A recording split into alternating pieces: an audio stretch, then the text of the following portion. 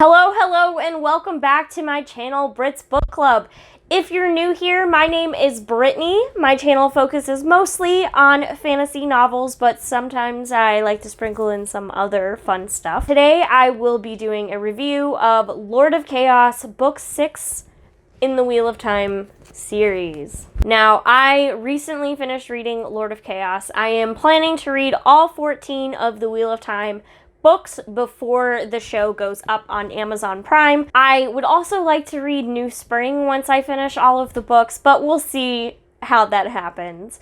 So today, again, like I said, I'm going to be reviewing Lord of Chaos. If you haven't seen my previous reviews of books 1 through 5, I'll be linking the playlist up above so that you can go check those out if you're interested. I'm kind of doing a Wheel of Time Wednesday situation, so expect a Wheel of Time video on every Wednesday for the next couple of weeks while I delve into this series.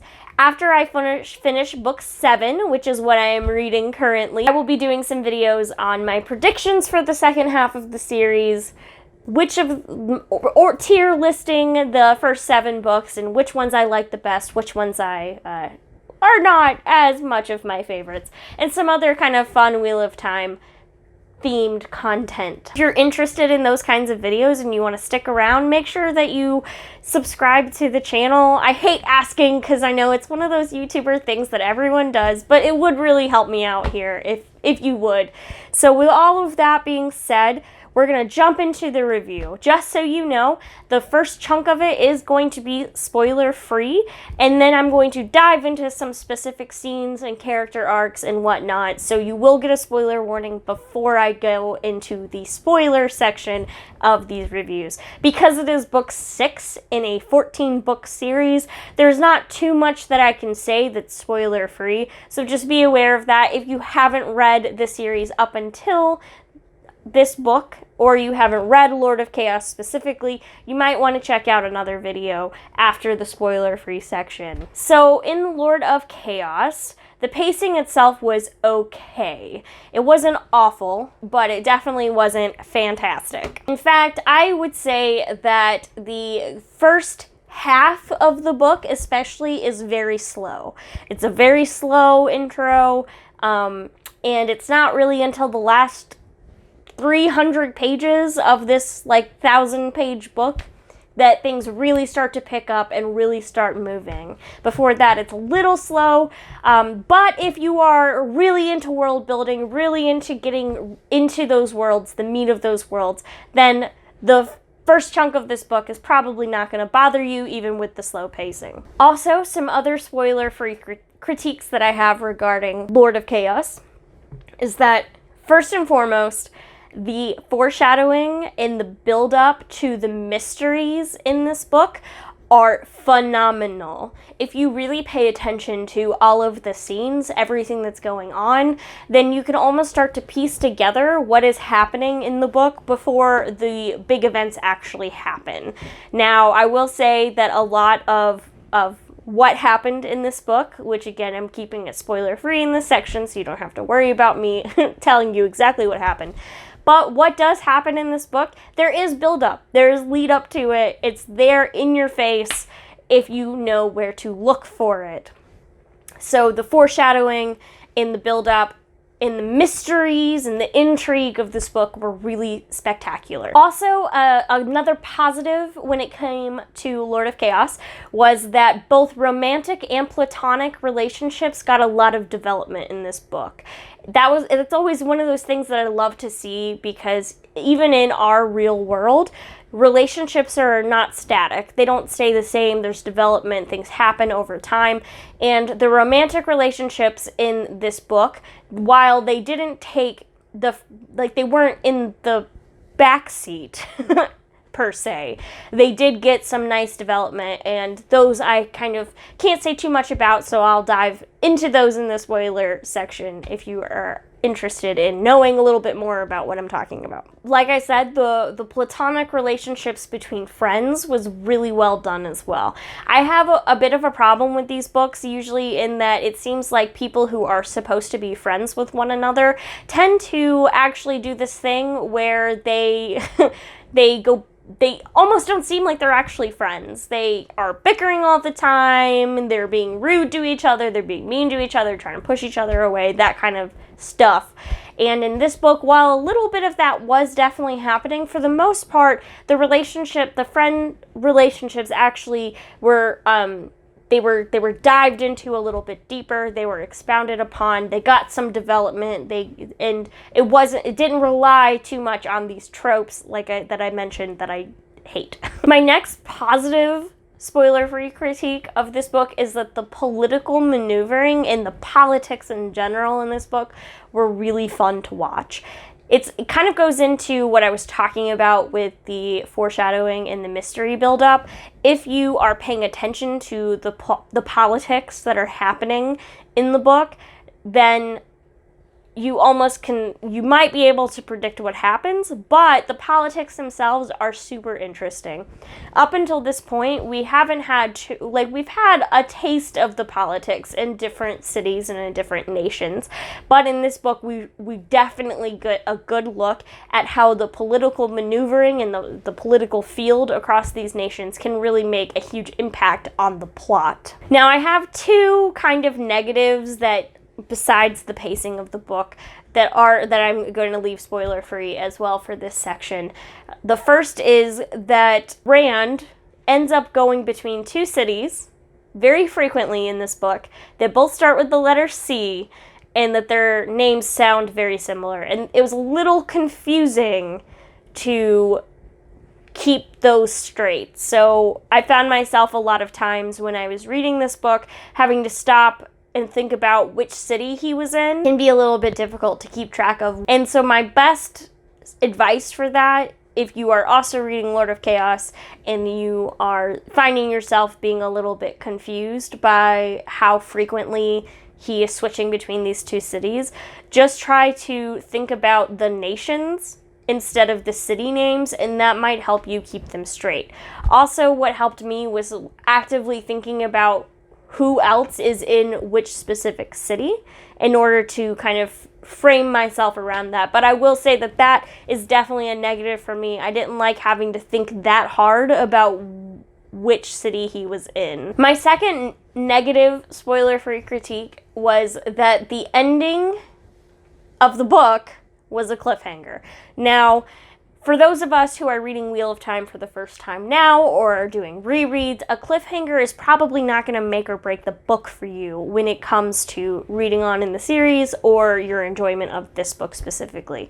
However, when the book was first published, there were at least a year between this book and its next book. So I can see how someone who was reading the series as it was being published could have been really let down about the fact that this book ends in a cliffhanger and you kind of don't know what's going to happen. I like it better when my books are kind of a succinct story within themselves. I understand that the Wheel of Time, after you finish all 14 books, basically is one giant story, kind of like how Lord of the Rings is really one giant story across those 3 novels. However, I feel like that really does put a negative on Lord of Chaos as a book in that the ending is not self-contained. It kind of going along with this, with the cliffhanger bit, there are also major conflicts. There are conflicts, like major plot points that are introduced in the book that are not resolved. And to me, like I said, I kind of want a book in a series to be self-contained as well as work within the series, if that makes sense.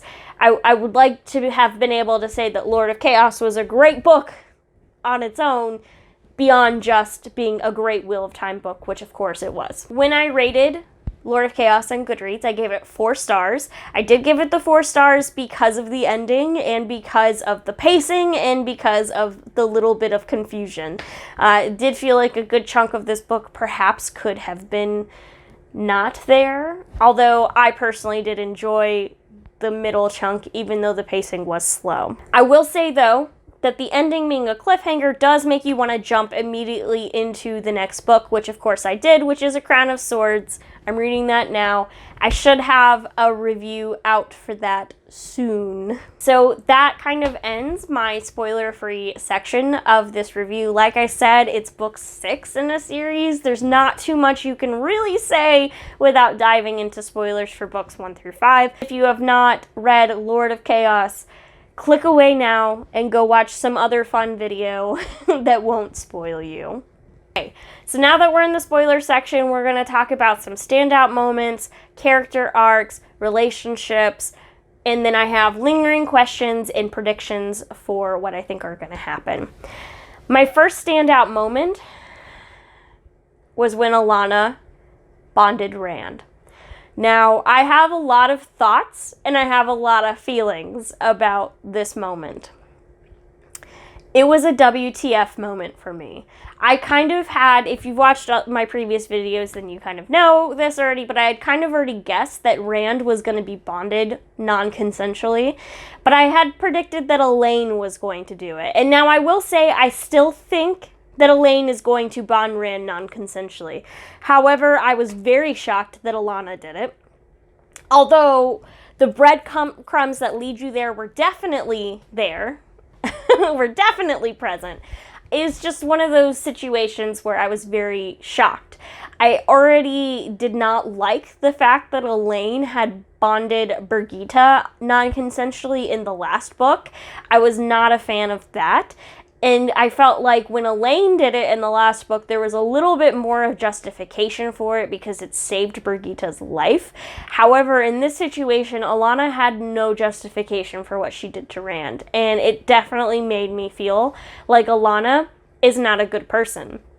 I understand that she was going through some stuff, that her emotions were all over the place, but now she's put a leash on Rand in a way that, I mean, I don't want to say what it felt like to me, but I think that you all know exactly what I'm referring to. Like, I've already spoken at length about how I feel people are not possessions, and this moment made me feel like Lana was creating Rand as one of her possessions. Add on to the fact that apparently she also tried to compulse him right after she bonded him, and there's just so much not cool about that moment that I literally had to stop reading the book after that happened and like give myself some time for it because it really made me salty that had happened to Rand. The next standout moment was Nynaeve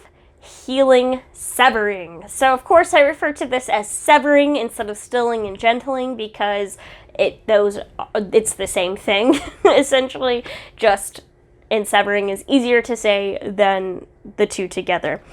I had predicted that severing being healed was going to happen and that Swan and Leanne were going to be healed of their being stilled. I had an inkling of a feeling that it was going to be Nynaeve that did it. I didn't put that in my predictions in the last video, mostly because I didn't want to predict it would be Nynaeve and then be wrong, but it just makes sense that Nynaeve was the one that did it. I loved it. It made me cry when Swan finally got her channeling back because I was very unhappy with Swan having been stilled. I thought that the whole situation that led up to that and that just that whole thing was not cool. So I was really, really, really stoked for them to to have that given back to them and to see some growth for Nynaeve's powers, even though she's still blocked. I think that was pretty fantastic. I'm not quite sure how I feel about Logain being healed. I do think that it kind of makes more sense now why Min was having the viewing of glory around his head. So I guess we'll just have to see what comes of Logain being healed after he escapes at the end of the book, thanks to Egwene. Which leads me right into my next standout moment, which is Egwene being named Amyrlin. So this was another thing that I had predicted. It feels so good when your predictions are correct. there's just too many hints in the last couple books that Egwene was going to be made the Little Tower's Amyrlin seat. They think that she's someone who's easily manipulated. She doesn't have a block like Nynaeve, and she's not the daughter heir of Andor like Elaine. So it kind of made the most sense for Egwene to be their choice. I also absolutely loved Egwene in this book. In this book, Egwene was fantastic. And I'm really glad to see that because, like I've said in previous books, Robert Jordan's very good at making you kind of change your mind constantly about characters. It's very realistic. In one book, you could hate a character, in the next book, you're going to love them because they have some fantastic growth. And I feel like Egwene was one of the characters in this book that had great growth. I was super, super on board for her being able to just wonderfully manipulate those Aes Sedai into doing what she wants them to do after they think that she's going to be a biddable child that they can basically push around and use as a puppet.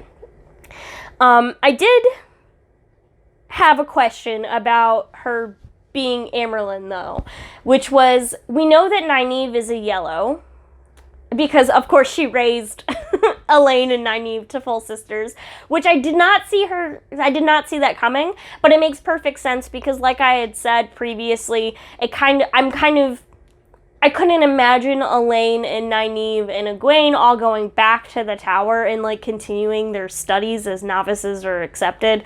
I just couldn't imagine them doing that because at this point, the plot is so progressed that almost seems like a way backward step for them to do. So, but I love that they got made full sisters. I think that has interesting implications because they didn't take the 3 oaths, which of course means that they can use the one power however they want to without any kind of consequences. Well, I mean, there'll probably be consequences for it, but regardless, you understand what I'm saying. But my question is, so we know Nynaeve is a yellow and Elaine is a green, but it wasn't clear what Aja Egwene chose. Because typically the Keeper is raised from the same Aja that the Amyrlin seat comes from. But we've already seen evidence that doesn't always have to happen because Elida's Keeper is not also a red Aja. So what I'm wondering is Egwene a blue like Shiriam is, her keeper, or did she choose green? If I had to bet, I would say she probably chose green because of the wonderful foreshadowing during her accepted trials where she is Amyrlin in the arches, and she had chose the green Aja.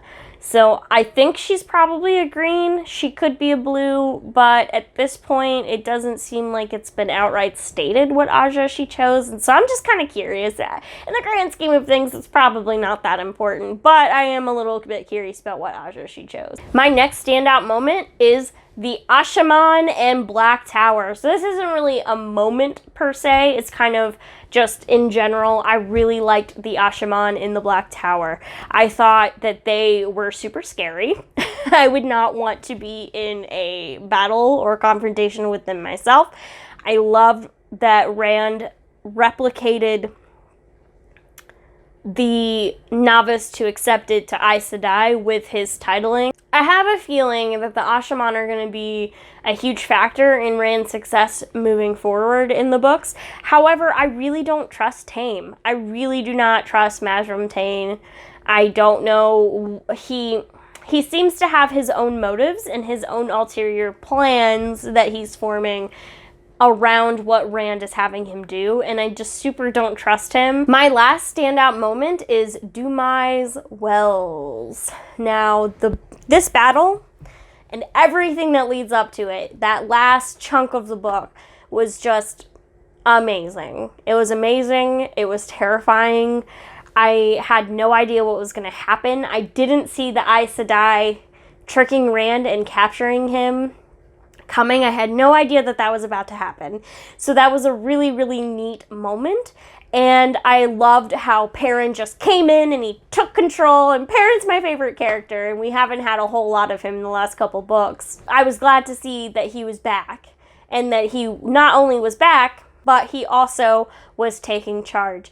Perrin has been a fantastic character to watch, especially as he has gone from someone who takes his time, thinks things through, doesn't really want to lead, doesn't really want to be in charge, doesn't really want anyone to really look at him almost, into someone who, when it's hitting the fan, takes charge. And I loved seeing that. And then the moments during the battle themselves, seeing Wise Ones and Aes Sedai fighting one another, and knowing that Gawain is there, knowing Min's there, knowing Rand's there, and everyone's in trouble, and then the wolves coming with Perrin summoning all of those wolves to come fight in the battle as well, and Rand bursting out of the shield, and I didn't realize initially that he stilled the Aes Sedai who were trying to hold on to the shield as he was breaking it. Everything about the battle. And of course the Ashiman kill. Oh my gosh. I was just, my mouth like hung open as I was reading that part, because up until this point we haven't really seen too much carnage like that when it came to using the one power. It was almost like the feeling that these Ashiman are like terrifying, and I clearly understood why some of the other folks were a little bit nervous about them. And of course, Rand demanding that the Aes Sedai kneel and swear fealty to him. I liked it because throughout this book, it made me feel some sort of way about the Aes Sedai. It made me feel like, you know, Moiraine was right. Don't trust any of them. None of them. I mean, I don't even know if Moiraine can trust Egwene at this point. And I think getting them to swear fealty to him was the right move. However, I will say that moment made me reminiscent of the moment in The Dragon Reborn where Rand makes the corpses bow to him. And so that was kind of like a really terrifying connection to make.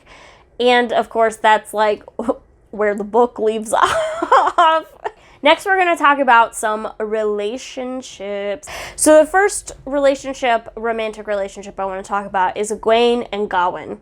So this relationship, it has been hinted a little bit before this.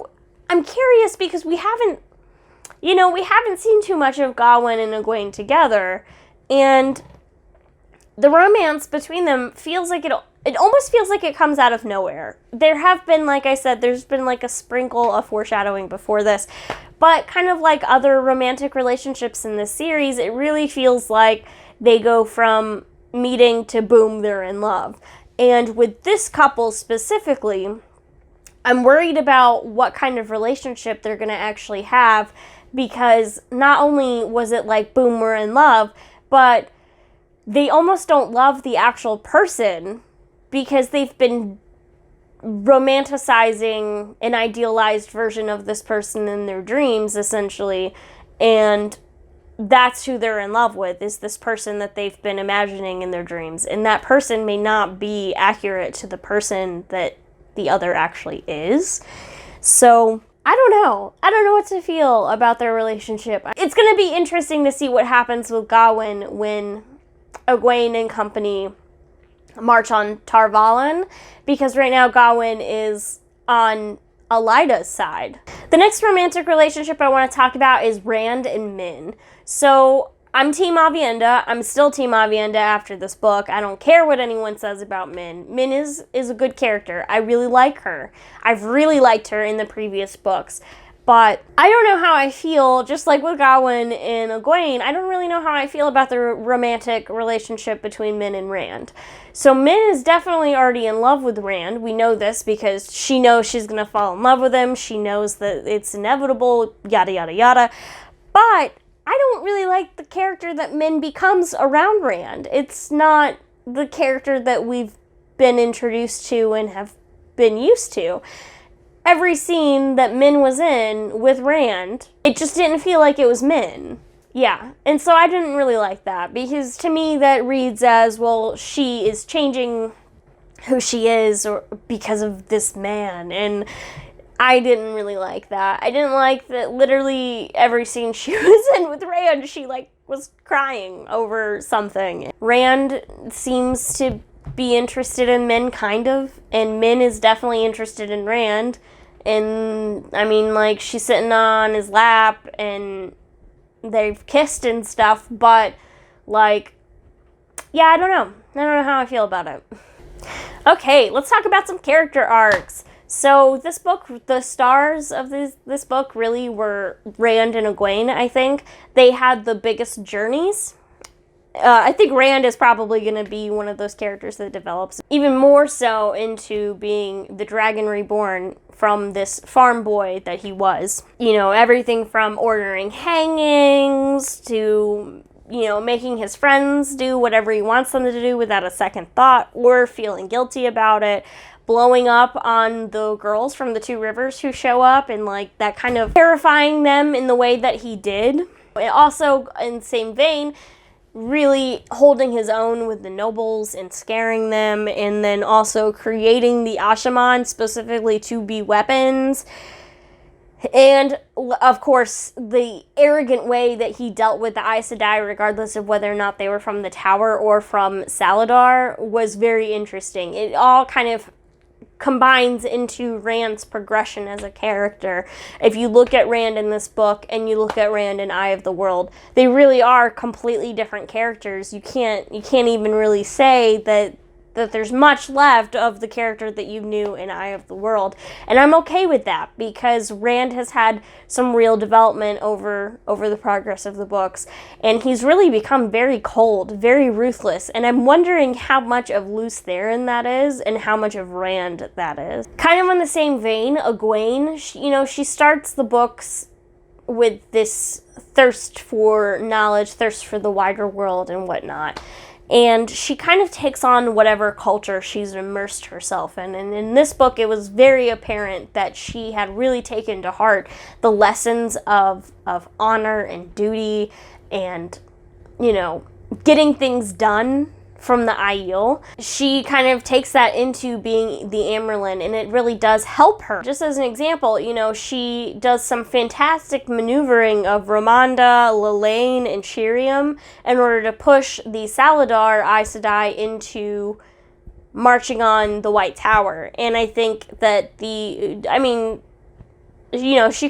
she probably could have done this on her own, but I do think that her time spent with the Aiel helped influence the way that she was able to skillfully manipulate these Aes Sedai that, probably don't think very much of her. Her move on her part of having Mat's Band of the Red Hand follow her to Tar Valon really was a smart move as well, because then all of the nobles and the lords of the countries and nations that they pass through are going to be more complacent with the Aes Sedai than they would have been without them. My first lingering question is, what caused Egwene's headaches, and are they going to return? At the beginning of the book, we kind of learned that Egwene was not allowed to go into the world of dreams because after Lanfear's attack in the last book, every time she entered the world of dreams, she got these really bad headaches. I'm kind of curious, was that only caused by Lanfear's attack, or was there something else there that perhaps is going to be more relevant in future books? My next question is, how many Black Aja sisters are in the tower, and who are they? Because I really want to know more about the Black Aja in the tower, and kind of with this, I want to know more about the Forsaken that's in the tower. I believe it's Missana, and I'm almost thinking that maybe it's Alviren, but I'm not 100% positive on that. But it is interesting that there is a Forsaken literally in the tower who is doing experiments on Aes Sedai and warders. And I want to know more about her and who she is. And if she's an Aes Sedai that we've already seen before. Next question is, who opened the gateway into Mat's camp? So Mat does get ambushed by some Aiel. He luckily isn't in his tent when they show up, but what he does figure out after they dispatch of them is that a gateway was opened into his tent in order for them to show up.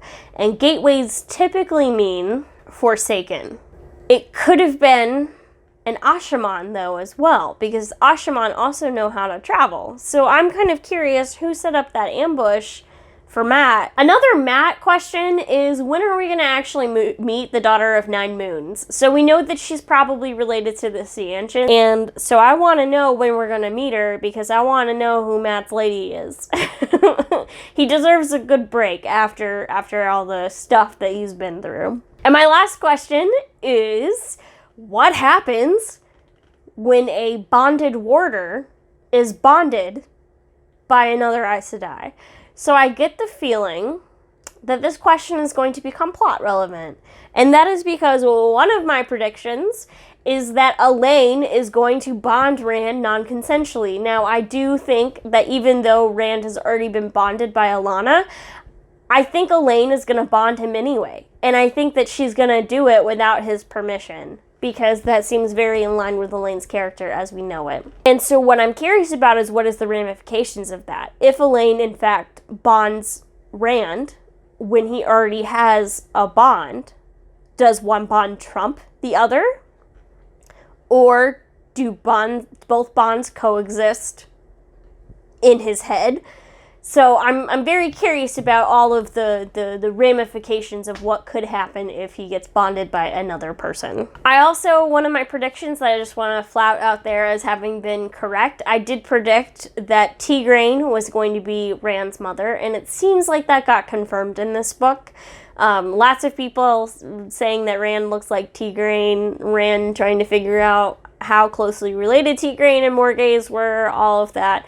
And that has interesting implications in and of itself, because that means that Galad is Rand's brother.